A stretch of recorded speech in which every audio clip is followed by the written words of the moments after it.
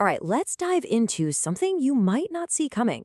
We're going to talk about a city that's been quietly, but seriously, stepping up its game to become a real force in India's tech world. Okay, quick question for you. When I say tech in India, what's the first name that pops into your head? It's Bangalore, isn't it? Yeah, for pretty much everyone. But what if I told you there's another city out there, a real gem, right on the coast, that's making some serious waves and turning into a tech powerhouse itself? And look, we're not talking about another sprawling concrete jungle here. Just picture this for a second. You're coding, but you've got a view of the ocean. Innovation and a chill lifestyle actually going together. Well, that place is real. It's called Vizag, and honestly, its story is just beginning to unfold.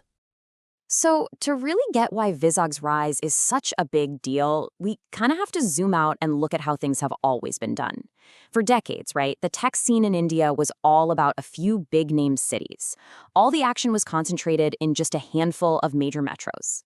You know, for the longest time, if you wanted a career in tech in India, the playbook was simple. Pack your bags and move to one of those big cities. But think about what that does. It creates this pressure cooker situation, right? Cities get overcrowded, the cost of living just skyrockets, and you get this massive brain drain from other parts of the country. So much talent gets left on the table. But now, cities like Vizag are stepping up and offering a completely different path, a real alternative that could literally reshape the whole tech landscape. Okay, so the big question is, how does this happen? How does a quiet port city suddenly transform into this buzzing tech hub? It's a fantastic underdog story, and the best part is, it's happening right now. I mean, for ages, Vizag's identity was all about two things: its stunning coastline and its massive port.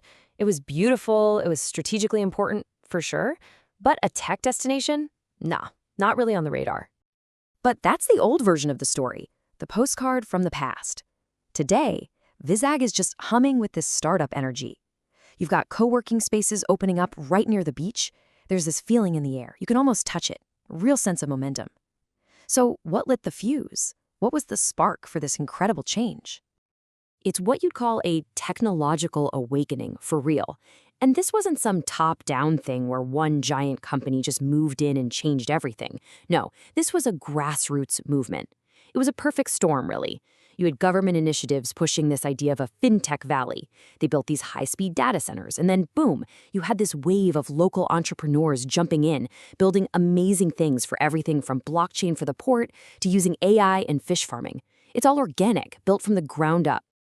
Okay, so code on the coast sounds cool, but what does it actually mean? What's the real-world impact of all this for the people who live there and for the tech industry in general? This is really where the rubber meets the road. This is why the story is so important. First off, it's tackling that massive regional development problem. It's proof, living proof, that you don't have to be in a giant metro to have a world-class tech career. And that right there opens up so many new doors. It reverses that brain drain we talked about, letting local talent stay and build their future right where they grew up. It's also becoming this amazing incubator for new ideas, especially in fields that fit the city perfectly, like maritime tech. And when you put all of that together, what do you get?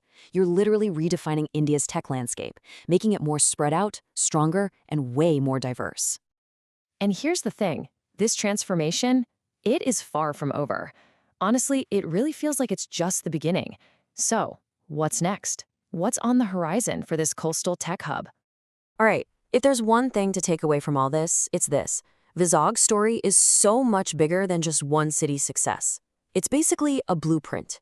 It's a roadmap showing how other so-called Tier 2 cities, not just in India but all over the world, can tap into their own unique strengths and build their own awesome, sustainable tech scenes. So what we're seeing is that the future of tech, well, it's not just being built in the usual places. It's being built in cities like Vizag. It's being built by people who are looking at the old model and saying, we can do this differently. And that leaves us with a really interesting question to think about. Who is really building the future? And maybe even more important, where are they building it?